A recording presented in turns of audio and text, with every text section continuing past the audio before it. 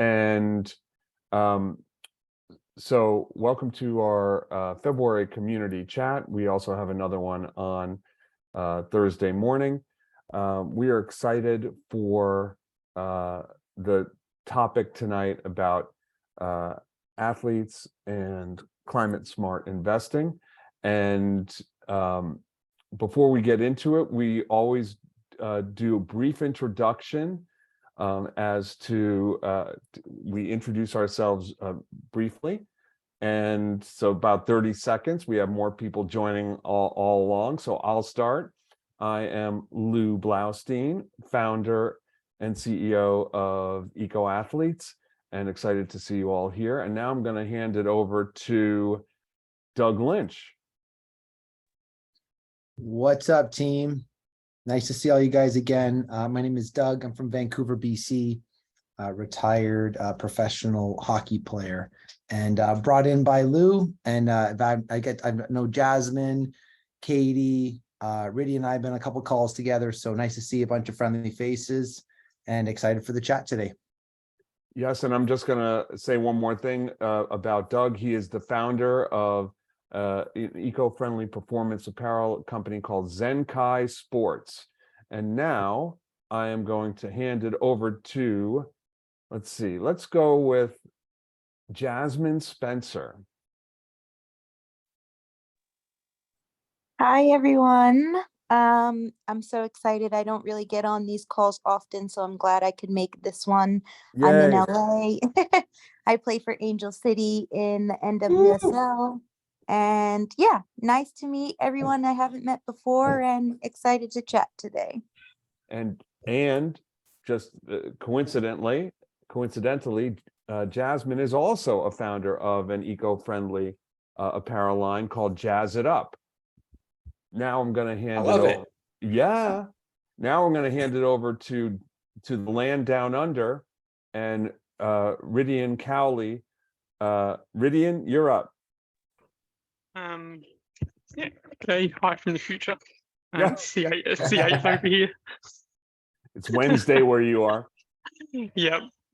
Yeah. Yeah. So I'm a race walker. So it's part of track and field.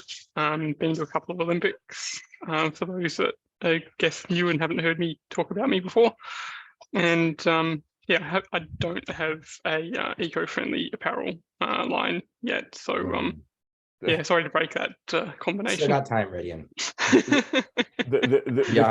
The key word is yet.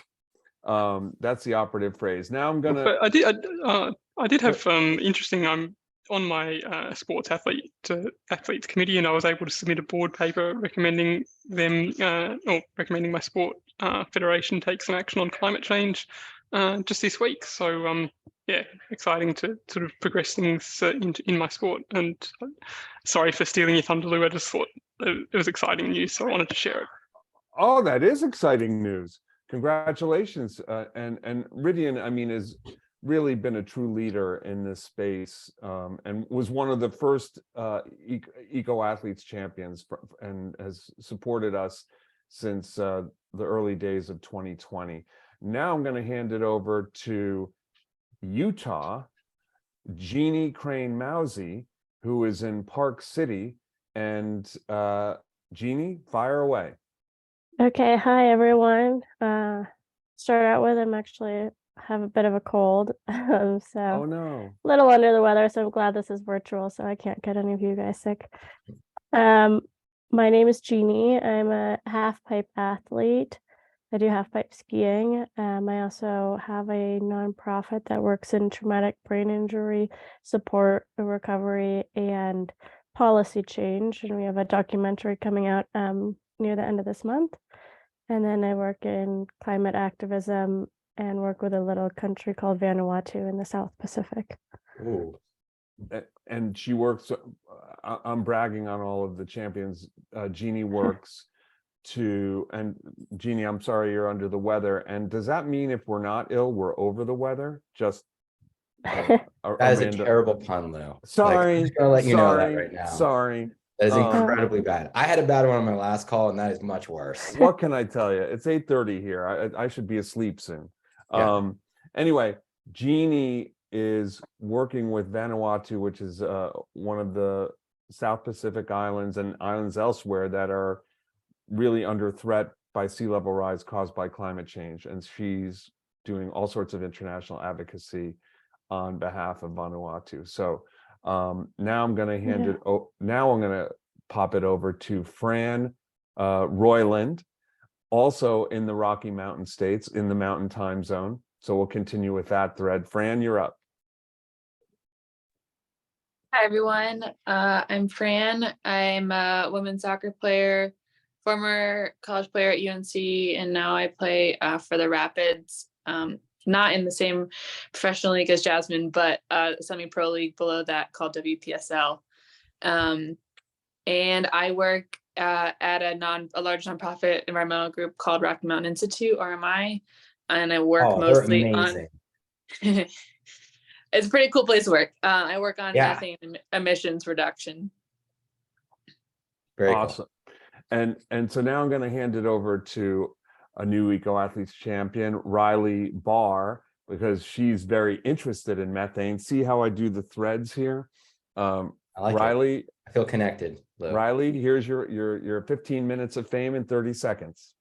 Oh, thank you, Lou. Yes, so I'm actually interested with methane reduction as well. I work at a, sorry, let me start. I go to Florida State University. I'm currently in grad school studying social and sustainable enterprises. I run cross country and track, so I'm in the middle of my indoor track season. I'm going to be headed to Boston tomorrow, actually. And I work with methane reduction at the College of Civil Engineering here. And yeah, I just assist with methane reduction and sustainable infrastructure there. Awesome. And welcome, Riley. It's great to have you on the community chat and as an Eco Athletes champion. Now, two very new champions. I'm going to go with, let's go with Katie Horton, also keeping the thread going, a Seminole down in Tallahassee. Yeah, hi, I'm Katie Horton. I play professional beach volleyball. I graduated from Florida State and working at Florida State. So Riley, we'll have to meet up when you get back from Boston and everything. Welcome, Katie. And then absolutely not least, but we bring in now Sam Mattis, I believe somewhere in Pennsylvania. Yep, middle of Pennsylvania here. But I'm Sam. I'm a professional track and field athlete. I throw discus. I was in the 2021 Tokyo Olympics, graduated from Penn with a degree in finance, and then very quickly realized I don't want to do that. So not right now. I'm just working. Welcome back to finance tonight. Yeah. If you have any like recurring nightmares, like just let me. Honestly, I like spreadsheets, which is weird. And I don't mind like finance as a topic, but I was working in investment banking when I was interning, and just that really turned me off. That's rough, yeah. Yeah. But yeah, definitely want to get into sustainability and sustainability activism, and also as a career once I'm done throwing. But right now that's kind of eating up most of my time. So I've got a part-time job on the side, but mostly just training. And I've got a new dog here, so I'll probably be off camera and on mute. And Sam, I believe, getting ready for, I know it's 2023 now, but looking ahead to Paris 24. Yeah. Cool. Awesome. Well, welcome everybody, both. Hopefully see you there. Yeah, that's right. Ridian and Sam could meet up. My goal is to come as part of the Vanuatu delegation, just because it's Paris and the Olympics. So I'll cheer you guys on. Let me rephrase. Sam, Ridian, and Jeannie could meet up. My sport's a winter sport, so I wouldn't still, be in the games. Yeah, well, Jeannie may well be in the games in 26 in Milan Cortina. So now, before I hand it over to our guest, I'm going to do a brief introduction, and that's so y'all, Eco Athlete champions, all of you, you have as we've discussed in our individual talks, incredible influence. Athletes are the most influential people on the planet, and you have influence on your pro teams, on your sports, on your universities, and the communities and structures around them. And the thing is, all of these organizations rely on the current investment industry that disproportionately supports and invests in the fossil fuel companies, and they underinvest in the companies bringing about climate solutions. So our guest tonight, Breen Murphy, who will do a brief introduction of himself before he gets in to this presentation, which is how to be a smart investor who cares about climate change. He'll share why investing sustainably isn't being done by the financial services industry now, and why doing it right is so important for you, for your portfolio, and for the environment and everything it supports. And he'll show you the conclusions that his company, Carbon Collective, has come to in creating portfolios that are aligned with solving, or at least making a dent in climate change. And so now I'm going to hand it over. We have one more person coming in. So let's just, before we hand it over to Breen, let's just see who this is. Hello? Or This maybe is not. Jeffrey's iPhone. Yeah, I'm not sure who Jeffrey is. Hello?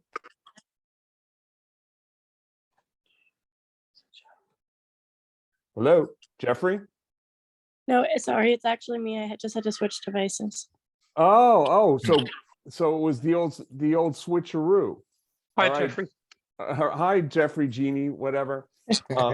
So Breen, I'll leave it to you to do a brief introduction of yourself, and then you can take us through the presentation. Yeah. Thank yeah, you that for sounds great. being here, by the way. Yeah, of course. Thank you so much for having me. This is a topic I love to talk about. My name is Breen Murphy. I'm the VP of Strategy and Marketing at Carbon Collective Investing. Like you all, I was on a track for like a professional sport. I played competitive golf at UCLA, all Pac-10. And then I didn't quite make it to where a lot of you are right now. But I understand kind of what that entails, the dedication to it, and also the influence. And I think, you are all talking about, colleges, teams, universities, businesses, sponsors, organizations. A lot of these people are going to listen to you. And my hope tonight is that you'll be able to see that investing in a way that helps solve climate change isn't just about helping solve climate change, though that is really important, especially to all of us here, but it's actually the better way to invest, right? If there's one key thing I want you to take away, like purely on a financial level, that is the thing I want to have you take away, because that helps overcome a really big roadblock called the fiduciary responsibility. It is not being done. And so I'm going to walk you through why that is, why it's important, some options for some people. I know a lot of people are not in the United States right now, so that we might not have the same level of options for y'all. But I'll have, and then talk to you about a little bit of where you're at and answer questions. So if you don't mind, let's go for a ride. All right, I'm going to share my screen.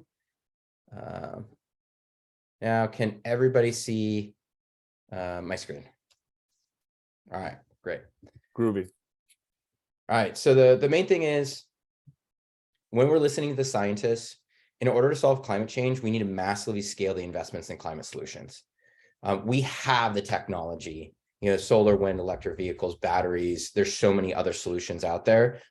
What is primarily missing right now is investment that can come from governments, private, private investors, your business's 401k, your university's endowment. There's all kinds of different ways in which we can invest differently. And we can't solve climate change without divesting from fossil fuels. This is very clear right now, coming from the IPCC report, is that we cannot invest in more fossil fuel expansion if we want to stay below 1.5 degrees C, which is now in question. So that really looks at like, what do we need to do to reach a zero carbon economy? We need to invest about $5 trillion a year in climate solutions and $0 a year into expanding fossil fuel extraction. We can't solve climate change without changing how we invest. But the thing that we're seeing is like standard investment portfolios don't like align with that reality.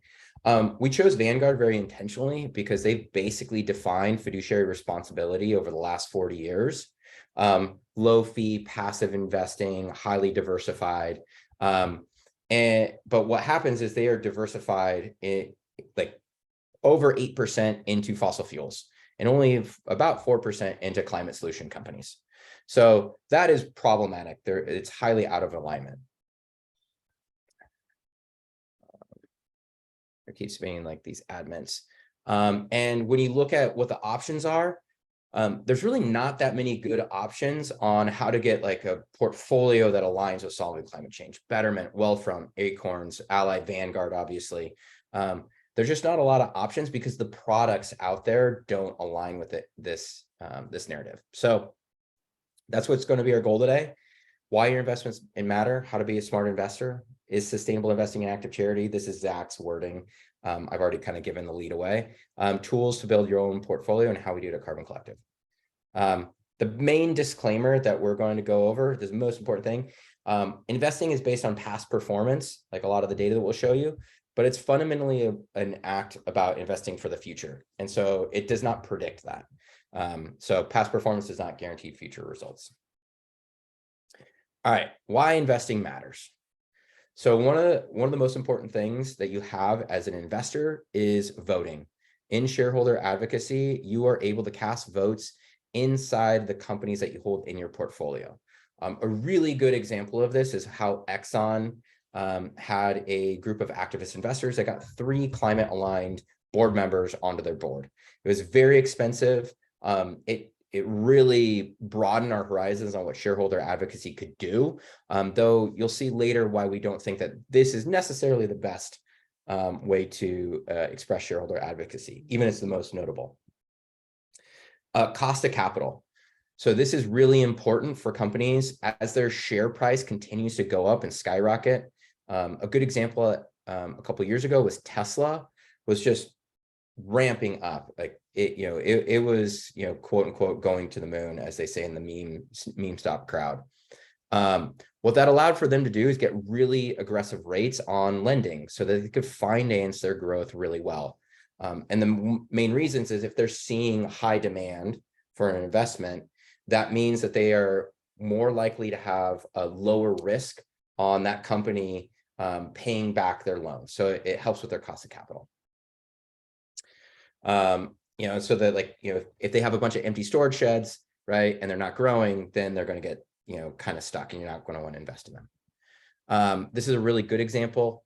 Plug Power, they were able to raise $1 billion for US green hydrogen. And that's because, again, that level of cost of capital.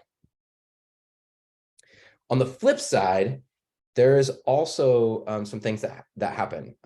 So with coal, for example, in the last 10 years, coal dropped 99%. And so to the extent that it is no longer being listed on public exchanges, and it is really hard to get loans for coal, and it just made this like death spiral for coal. And that really features into the narrative. So that like as much as we can talk about this narrative of fossil fuels being a bad investment, not just unethical, which I think a lot of people have made that argument, but at this point, it's also really important to talk about how bad of an investment it is. A good example of this is coal right now.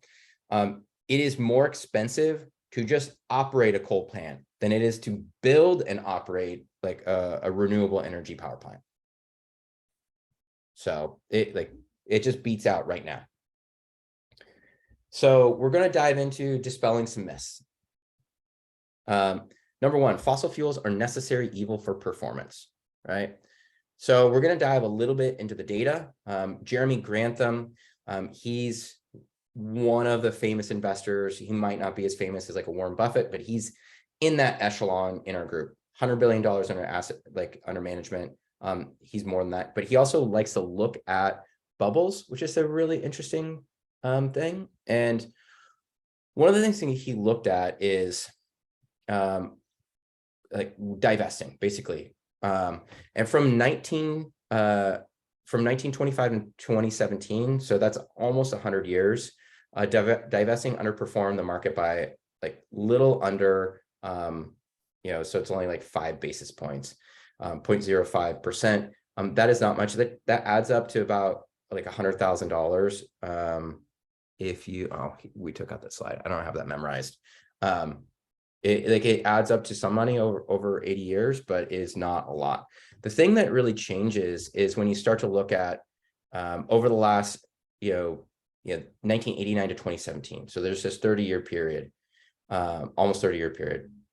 Where now, if you divest, it starts to outperform. And when you start to look at, in recent history, fossil fuels are actually like continually underperforming. So you're like right here, we have a little graphic on just showing that gap. Now, 2012 to present, this is where we start to see the biggest gap, right? And you see it's like around 2014. It has been a significant lag in portfolios. Something that I just posted about on LinkedIn. If you guys want to follow me on LinkedIn or connect with me, I'd love to connect. But there was a research report from the Climate Safe Pension Network that was talking about how the state of Colorado, their pension network is $2 billion short in investment performance because they invested in fossil fuels over the last 10 years. So that's a significant time period. So in this area, one thing, what are the green and the blue lines representing? Yeah, so one is the divested and one is the energy. So the green is the no fossil. Green is fuel. like the normal market divested, and the blue is like just the energy index. Got it. Yeah. Thank you. So it's significantly dragging. All right. So that is like a broad story of why it matters. Shareholder advocacy, cost of capital, and the narrative, right? Now I'm going to talk a little bit about how to be a smart investor. I'm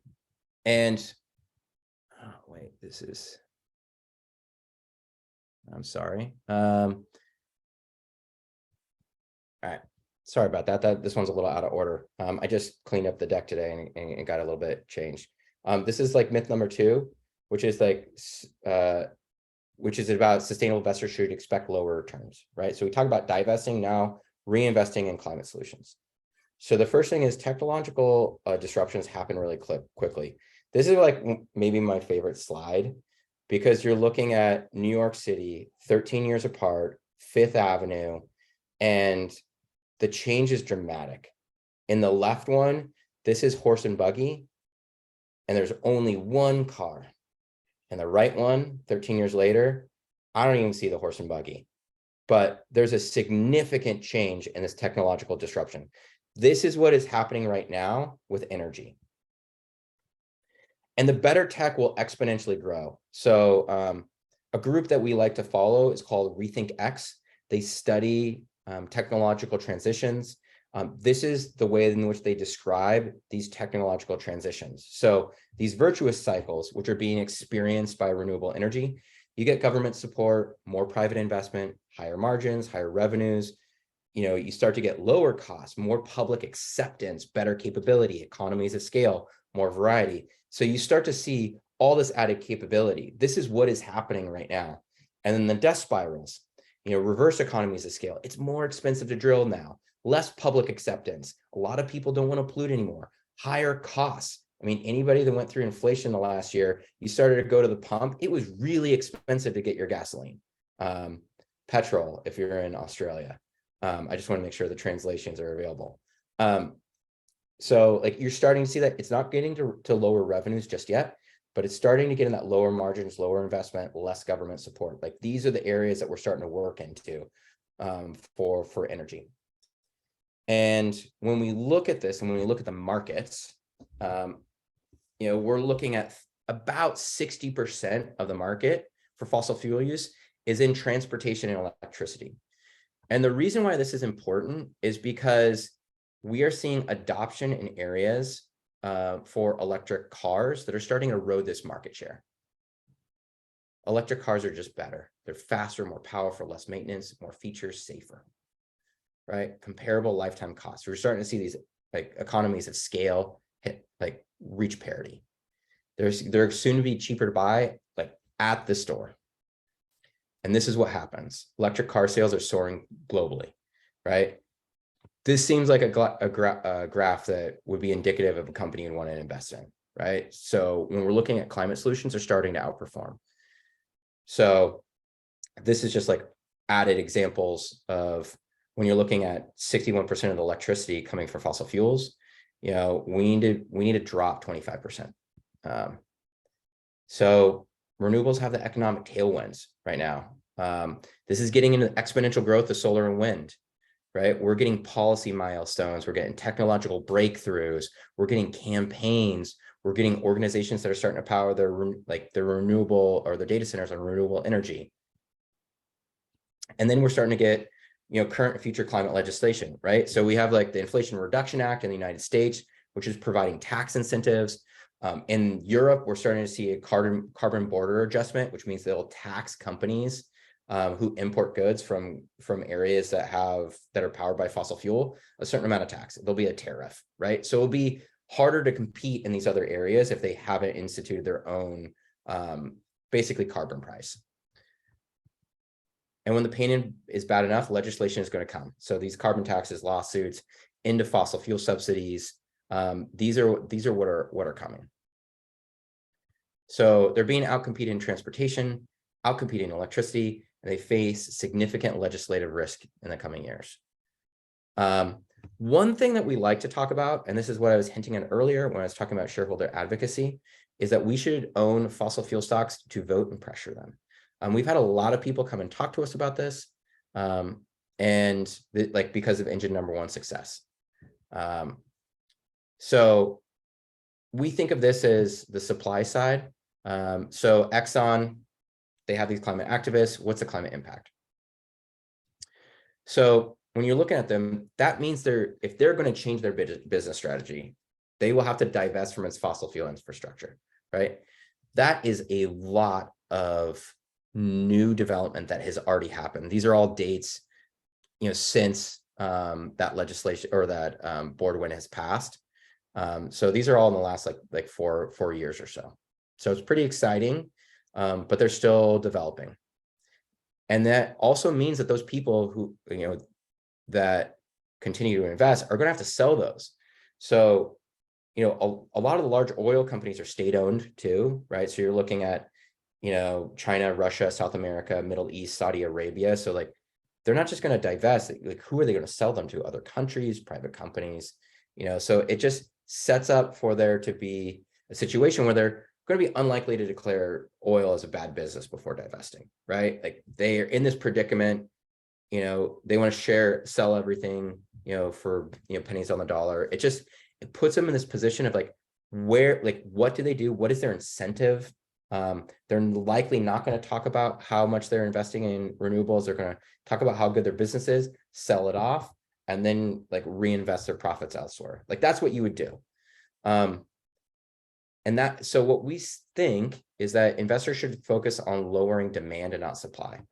So this is looking at, you know, companies, this is like the ESG type companies, you know, and that would be companies that focus on the environmental, social and governance of their company, and trying to reduce those risks. So it would be like Microsoft, right? They power all their data centers on renewable energy, right? So that reduces their risk.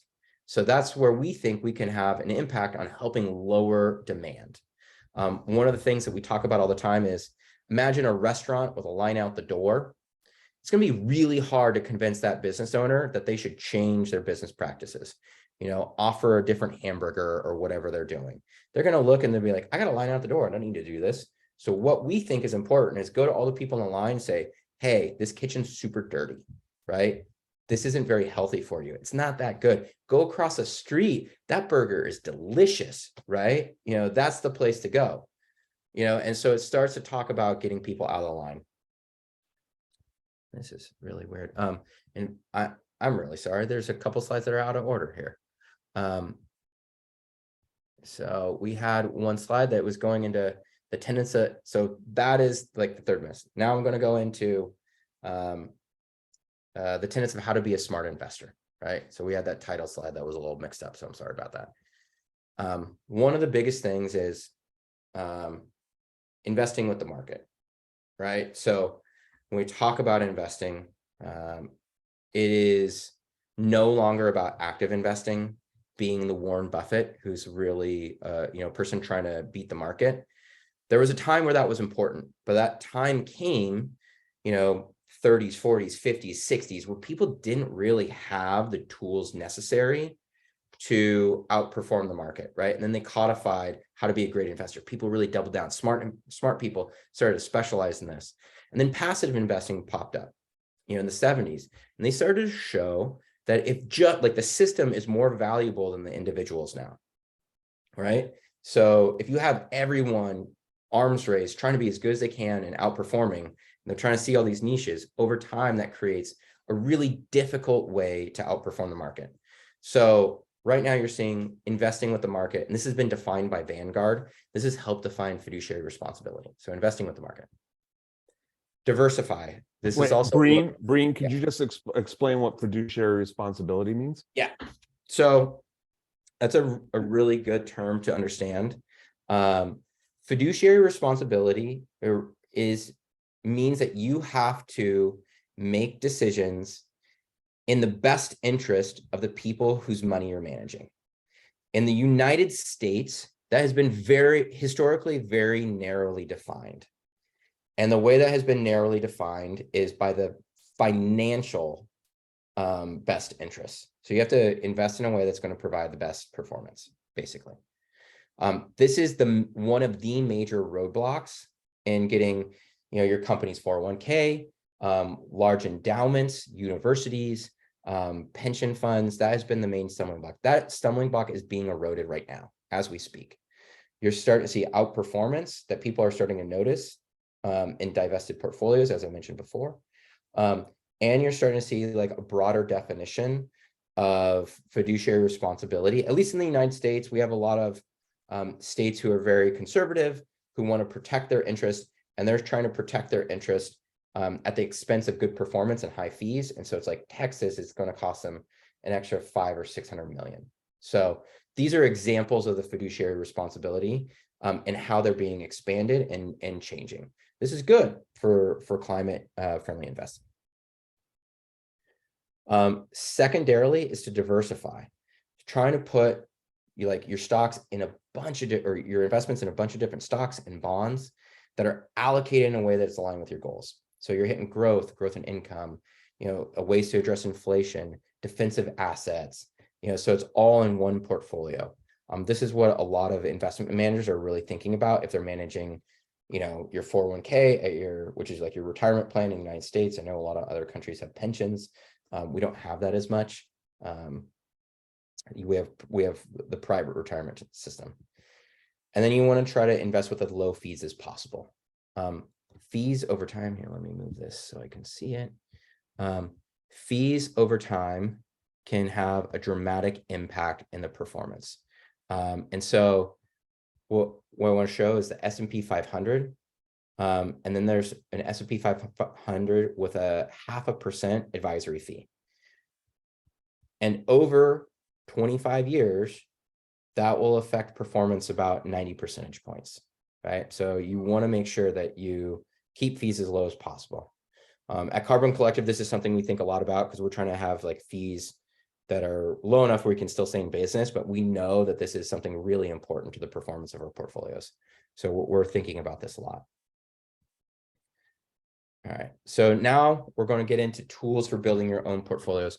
This will probably be helpful for people who are outside the United States because depending on what investment platform, if you're in Australia, they have superannuation programs.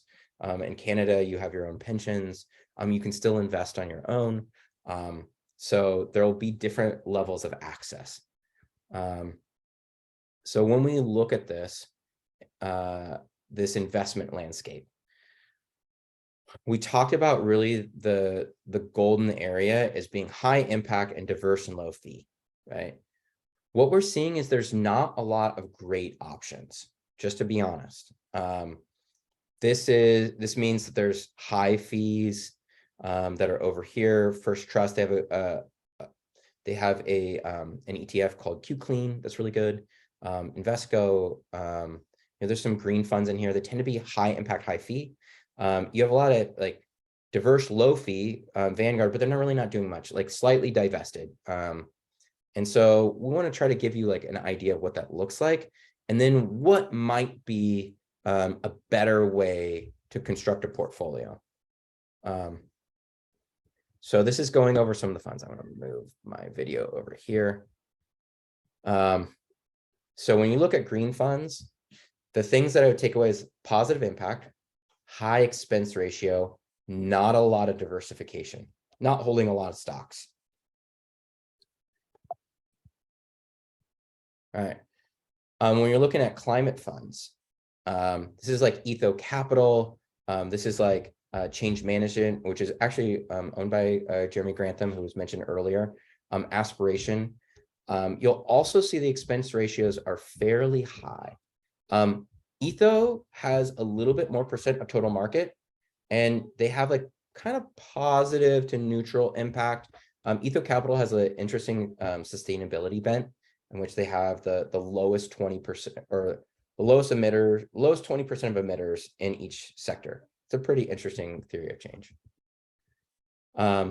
ESG and voting funds. Now, just because it's ESG fund doesn't mean it's voting, but we included engine number 1 in here. They're the ones that got climate friendly board members on Exxon. You can see right here, huge portion of the market, really smart investment, but a lot of fossil fuels still. And impact is, it's hard to say what their impact is, because yeah, Lou, you have something? Yeah, I saw one question in the chat. What we'll do is we'll hold the questions till the end. And hopefully we should have like hopefully 10-15 minutes for Q&A. Yeah, cool. Yeah, so this goes into, you're seeing like the Vanguard ESGV is pretty interesting. A lot of the market, 40%, a low percentage of fossil fuels, right? But impact is kind of like neutral negative. Like they've divested, but they're not voting. They're not reinvested into climate solutions. So it's kind of like just like a decent placeholder. Now I want to show you how that looks inside portfolios. So Betterment has a climate impact portfolio. And some of those ETFs that are in there are funds that we've covered a little bit before. So one of the tools we use is fossil-free funds to evaluate this. This is created by As You Sow. You can go in, look up a fund, see what its carbon footprint is. You can see its rating. One of the things that's really interesting, and I'll get into this, is we launched an ETF recently. We actually don't rank well right now. It's very interesting because we have a slightly different approach. We're going to the big thing that we have that's different is we have utilities in there that are helping solve climate change. And they have tagged us pretty significantly for having those utilities in there. These are utilities that are ahead of schedule in renewables, and they have plans to shut down other coal-fired power plants, but they still have coal-fired power plants. So just giving you a heads up, if you look at ours in there, like that's something to be known, but it is disproportionately investing in climate solutions. So just giving you a heads up on a preview. All right, going into Betterment's climate impact portfolio. So this shows you, their emerging market bonds. One of the things that's super interesting about emerging market bonds in a climate impact portfolio is almost 40% is from sovereign bonds from countries whose main industry is fossil fuels, and 7% of agency bonds with companies whose main business is fossil fuels. These can be problematic because a lot of times you can get these loans that turn into bonds, and they can go into a general fund. So there's no mandate you have to use that money for climate solutions. So it's it's a little iffy. So that's a good example of like when you start to look at the portfolio, you know, you're looking at a portfolio that, you know, they tend to have not much better carbon dioxide emitted or carbon dioxide equivalent emitted per $1 million. This is about 65 is standard for a traditional portfolio. So you're seeing improvement, but not a lot. And so this is what that we try to see too, is like we try to focus on this. This is how Betterment Climate compares to what we're doing. I'll get into our conclusions as well, but this is a good example of kind of how we're working.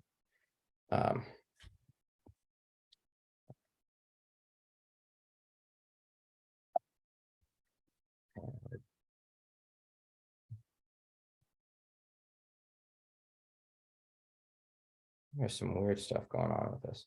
All right, so in the portfolio, we want to show you like one fund that's like a less bad portfolio. So that Vanguard has good market coverage, low expense ratio, like low assets flagged by fossil-free funds. And we could see that you would add that around investing with, you know, BlackRock's Global Clean Energy ETF, right? So in that way, you could have, you know, your broad market exposure. So you're still being a smart investor that's largely divested, and you're also reinvesting in climate solutions. Here's a 3-fund approach. This is really interesting. Change Research, this one's actually been performing fairly well recently. They have a fossil-free, fuel-free large cap. You can see the market coverage is not very big. It's not like, you know, it doesn't have any assets flagged, kind of high expense ratio, and its carbon footprint per $1 million invested is pretty low. Remember that 65, so it's lower. Etho Capital, they have a higher one because the 34 tons. When I said that they're the most sustainable 20% per sector, that includes the fossil fuel sector, and so that's why they still have this higher footprint. Though their assets flagged is like not as it's also very low. Expense ratio, medium, a little on the high side, but medium. And market coverage is like okay. And then iClean, the BlackRock one, you know, this is also, you know, this is mentioned in the last one. So that's another way you could build a portfolio. So I want to talk a little bit about Carbon Collective. These are our conclusions. The first thing is like, we looked at all of this and we came into a conclusion around our theory of change, which is also our investment thesis. We want to divest from the companies who can't exist in a zero carbon world. This is Chevron's, Exxon's, but all the other like fossil fuel companies. It also includes a lot of utilities, the vast majority of utilities, utilities, materials, and industrials. These are companies that are not capable of transitioning to a decarbonized world. We want to reinvest in the climate solutions. In climate solutions, the thing that we saw, so not a lot of companies that are building investment products that are investing in climate solutions. There'll be a small sector, like we saw the BlackRock Clean Energy ETF, but that's not covering like all the other companies that are building solutions, building retrofits, dynamic glass, water irrigation efficiency, you know, plant-based diets. There's all these different companies, waste management. There's all these companies that sit outside of that, and then pressure the rest. How can you vote and pressure companies to improve, you know, their sustainable strategies? So when we come to our portfolios, we want to keep them really diverse. We want to keep them inexpensive too, right? So high diversification, really inexpensive, and offer a similar risk and reward as generic options. So we've actually outperformed over the last 5 years. This data is just a touch old, but it's still in line. There's more catch up in fossil fuels for about 3 months here, and then fossil fuels have dramatically lagged behind. But it's going to be slightly different, as you'll see, you know, because they do have different investments, but still, like, this is in line with having a sustainable, fiduciarily responsible portfolio And the thing that we're really excited about is we think this gap will only increase as we go in the next 20 to 30 years. Remember, we talked about electric vehicles, batteries, they're scaling, in transportation, in electricity generation. So we're really excited about the future of our portfolios. And that means we end up having about 80% stock and an 80% stock, approximately 20% bond portfolio. We'll have almost 20% of that is in the climate index. These are companies that are building solutions to climate change. We'll have low carbon economy ETFs, trying to keep those expense ratios down and have them be diverse and divested. And then we have green bonds and US Treasury bonds. So that core portfolio is really how we build a portfolio in the end. And that's a good example of like how you might be able to build your own portfolio. We do offer climate only portfolios. We found a lot of people don't want to be invested in the Apples, Amazons, Costco's of the world, even though that they can be decarbonized. And so we do just build it off our ETF, which is called CCSO, and a green bonds portfolio. And so that is how we do it. It has a higher risk and reward than our other portfolio. And so probably wouldn't pass a fiduciarily responsible portfolio because it doesn't have that same diversification. But for an individual investor, you get to determine that. And so if you wanted to select that, we did offer that. And then we also offer a green 401ks for mission-driven businesses. So we've started to do this. So in recap, and then we can go to questions. We just wanted to like make your investments like, we wanted to recap that your investments matter. There's a way to be a smart investor. Sustainable investing is not an act of charity. Like we've given you some tools for your own portfolio, and we've given you an idea of how to divest, reinvest, and pressure the rest at Carbon Collective.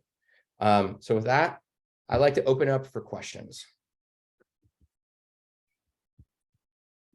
Perfect. And then, yeah, if you could just take down the presentation, then we could all see each other. All right, I'll stop sharing. Perfect. I know we had a question from, is Sam still on with us? Yeah. Here. I actually have a different question. I mean, I still have that question, but I have a slightly different question as well. Yeah.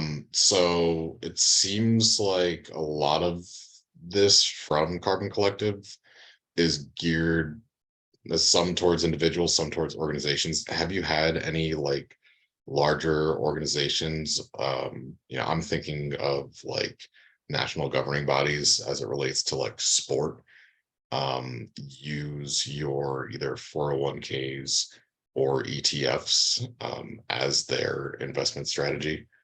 So we have been talking to some of them. We have not had them adopt them yet. But whenever they come from players, there's a larger degree of influence.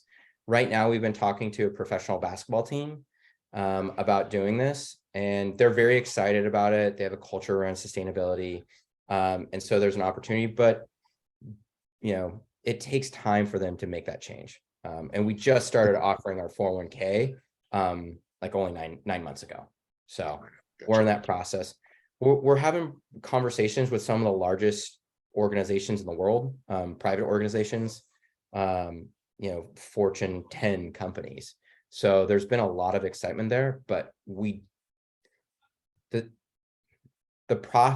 process for making a fiduciarily responsible argument is not a quick one. Yeah, for sure. So in these big organizations, small organizations, it's much easier. I know there's people that have, their environmental sportswear companies in the United States. Like if you have 10 people at your company, right, you have a better understanding of like how to move quickly on something that is going to be, low fee, highly diversified, aligned with solving climate change. Probably everyone in your organization is going to like this and just be excited you have this benefit. And there's not the same level like fiduciary risk, right? So we've seen adoption happen much faster at smaller organizations, but we are in conversations with some massive ones. You asked about impact though. Do you want me to answer that as well? Sure. If anyone else asks a question, feel free to answer that first so I don't get 2 in a row. Yeah, so we are using publicly available data. And so we have been looking at emissions reduction per $1 million invested as one way of measuring impact. And the other way of measuring impact is getting money invested in climate solutions.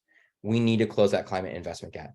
And to be honest, we think about closing the climate investment gap more, just because there's a like an ownership principle that is really hard to deal with, which means like, if I sell my investments to someone else, those emissions don't go away, right? What we want to do is start to put, again, that shareholder advocacy, those voting right, that cost of capital, that narrative. We want to focus those things in the way we can, but those companies don't change immediately. So we're trying to measure impact in that way. We'd like to get more specific on what that impact looks like. That will likely be a research project in the coming year or two. So we're pretty excited to look at that. Awesome. Thank you. Now we All have right. a question. We have a question from Ridian in the chat, which I will read. And then Ridian, if you want to add something before Breen answers, please go ahead. Ridian writes, since fiduciary responsibility only looks at monetary impact, do you think it misses a trick by, that sounds as Australian, do you think it misses a trick by externalizing the cost of additional CO2 equivalent emissions? From Ridian in Melbourne. Yeah. Well, obviously, yes. I spent a long time advocating for carbon pricing at the government level, which is literally all about this problem. So yes, I do. I will also say that if you look at a strictly monetary impact that is inclusive of the risks of CO2 emissions, that it will still, we believe it's still a monetary win to argue for a sustainable investment portfolio. And maybe in that way, I think the larger, if you don't mind, I'm going to answer a larger question, which is, I think the trick missed is that we know how to solve climate change, and we have not created portfolios that are aligned with that. Scientists have said, stop investing in fossil fuel extraction. Scientists have said, we need to 10 to 20x our investments in climate solutions, right? That is what we should be doing with our investments. So even if we get really far down this CO2 emissions per $1 million invested rabbit hole, which there's some potentially good benefit of, it still doesn't make up for the fact that we're in a paradigm that fundamentally can't think in line with a broad system change. So that would be what I would say is the bigger issue. Wait, there's one more from Ridian, and then I'm going to ask Mattis's question. He came on after we started. So more from Ridian. Also, what do you think the best way is for athletes to influence their banks to stop funding new fossil fuel projects? That is an awesome question, Ridian. Thank you.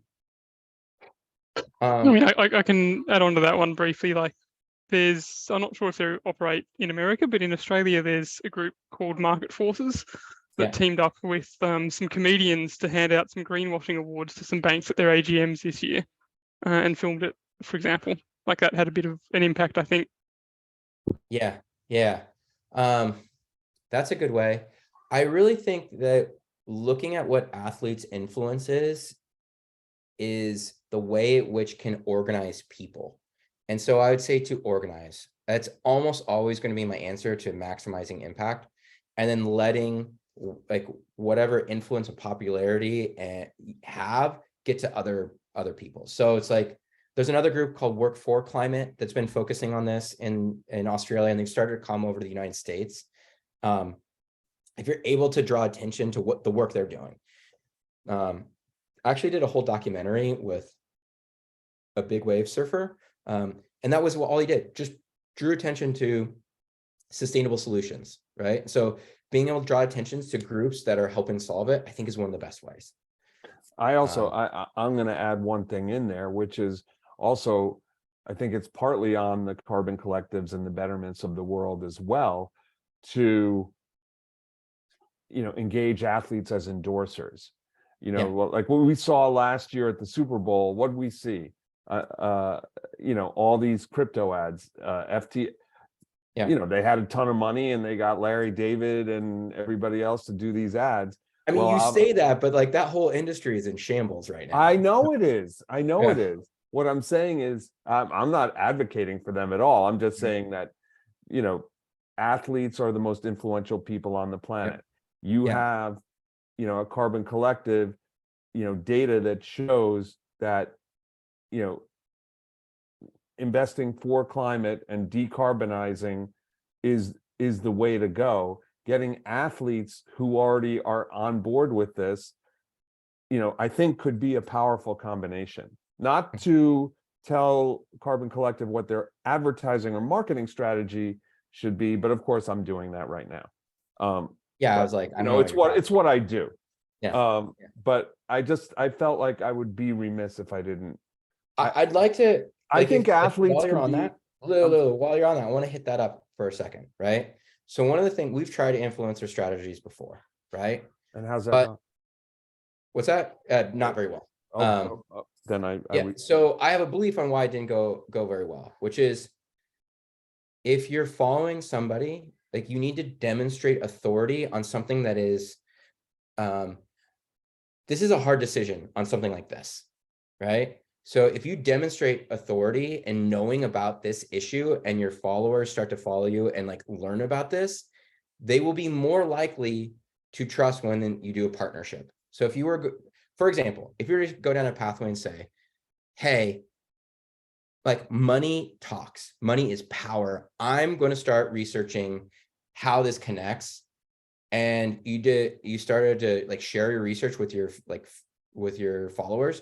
I think that would be more likely to help add to the credibility that you have that would like create corporate sponsorships, right? So it's like a chicken and the egg though, because you want to get paid for doing that thing.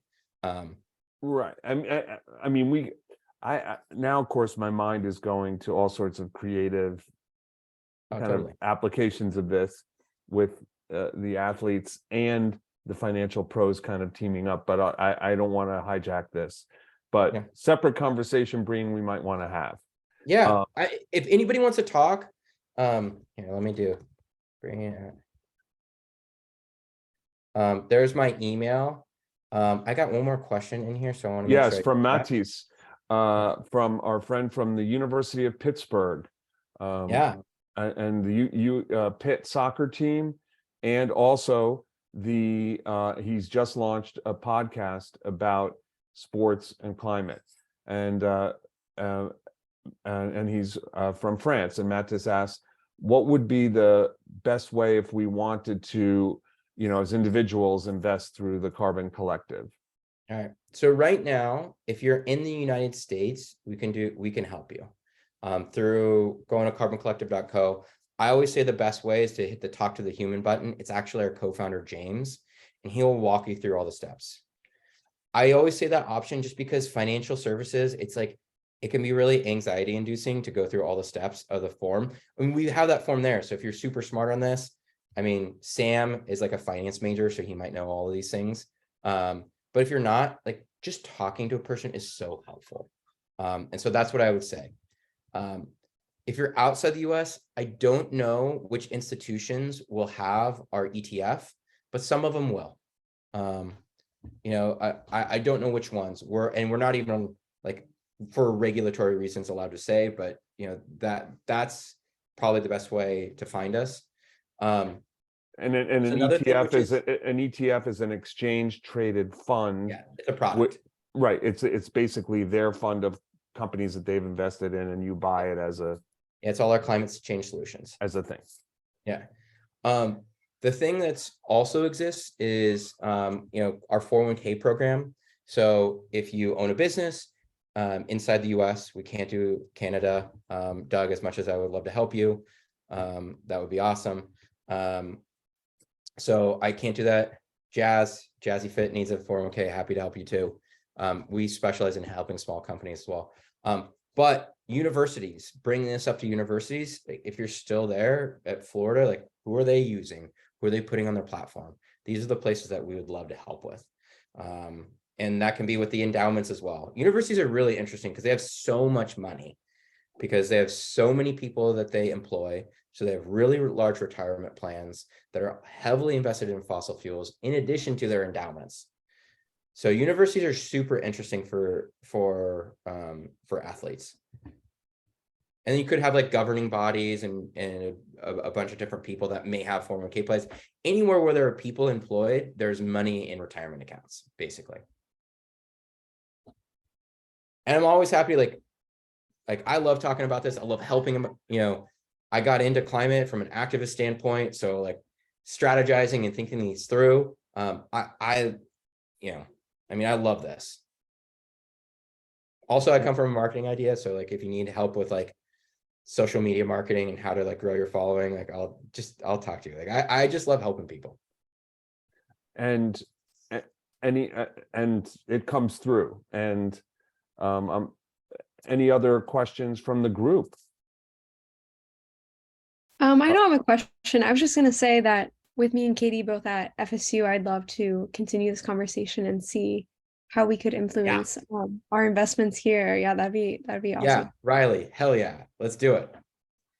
And I would be interested in as a graduate of Rutgers University, and I would have been all bragging about us today, but we just lost to Indiana in basketball before. Oh my goodness! Before we came on, but we have 4 Eco Athletes champions from Rutgers, and I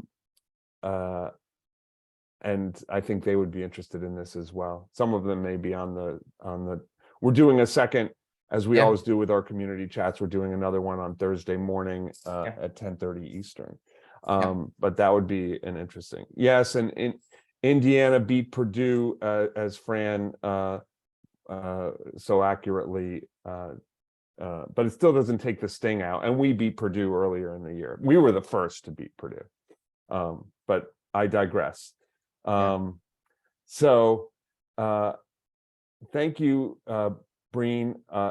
Any last questions before this is your last chance? All right. Thank you, Breen, for sharing.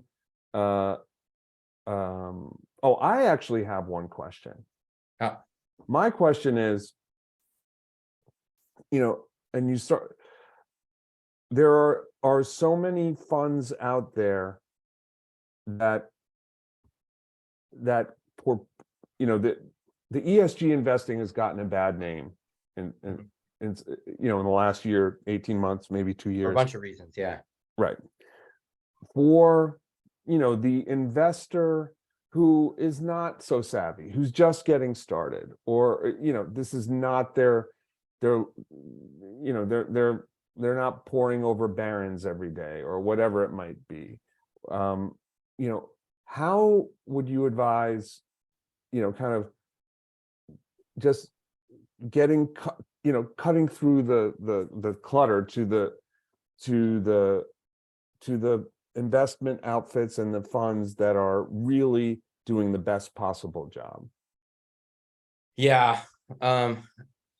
So I'd say is just brushing up on financial literacy, just starting to be someone that gets educated. I would say one of the best tools is As You Sow. If you want to just scan funds, As You Sow's tool, the fossilfreefunds.org, is incredibly valuable. We have a little nit to pick with them. Could you put that in the chat? Yeah. Great. Put .com, but it's not .com here. Let me double check, because sometimes I put that in wrong. No, I put it in right. It's just the triple F can throw me off sometimes. So I'd say that. The other thing I would say is we have something that is a little broader around. It's really hard to get a good education around sustainable investing, and so we created a book-length project called The Ultimate Guide to Sustainable Investing. It hits on a lot of the topics we talked about today in much greater detail, and it's a good reference. It gives you resources to compare portfolios, what they look like. It gives you an idea of how to think about investing, how to create some sort of investment strategy. It's still high level. I mean, you can go way deep in the weeds here, but it's it's a big chunk of work. So if you want to check that out, feel free. Also, like if you just want to talk about your own situation, again, that's why I said to hit the talk to the human button. James is like phenomenal. He's so lovely to talk to. Just a brilliant person who's got a great heart and like is really good about explaining things. If he were an athlete, I would have had him on here too, instead of me. Well, I think he's lucky to have you on the team as well. And thank you for taking the time, for educating us, for demystifying things. And thank you, our incredible champions, for being part of this, for your questions, for your attentiveness. And we will put this, I mean, this will be recorded. This was being recorded, I should say. And we're going to share that with the people. Welcome, Jazz. And thank you Lou, so can much. I just add one thing too? Sure. Like while I say goodbye. Yeah. The one thing I wanted to add, I'm somebody that spent a lot of time trying to get a job in climate, right? I worked for a traditional financial advisor for a number of years. And it was something I was really working on, like how to get a job that is actually going to be addressing climate change. I heard a lot of people talk about getting a job in climate. I'm happy to talk about that too. I put like so much thought into that topic. It could be a whole separate thing. But if you ever want to chat, feel free to reach out to me. Awesome. Thank you so much for having me. Like it's really an honor. And to you, to the champions, if any of you want to come on Thursday, because Breen's going to give a similar presentation, but if you questions didn't get answered, you'll hear different questions. You can of course come. Obviously, not a requirement, but just in case you are community chat groupies and want to be, you are invited to Thursday at 10:30 in the morning Eastern. Ridian, you will be asleep. All right, y'all. And enjoy the Super Bowl. Do we have any picks? No one cares. Go Birds. Who should I go for? I think Sam's going with the Birds. I got a friend who's from Philly. I like Birds, so we'll go for the Birds. Know what Birds. Philly fans are like. Sam. I love, the Eagles beat the Patriots in the Super Bowl a few years back. That's major points for me. They destroyed the Giants in the playoffs. That's major points for me, a pathetic Jets fan. However, Patrick Mahomes is magic. I always root for magic. Sorry, I got to go with the Chiefs. But if the Eagles win, I'll be all right with it. All right. Lou, bye, y'all. Talk to y'all later. Bye. Thank you. Thank you. Thanks. Awesome.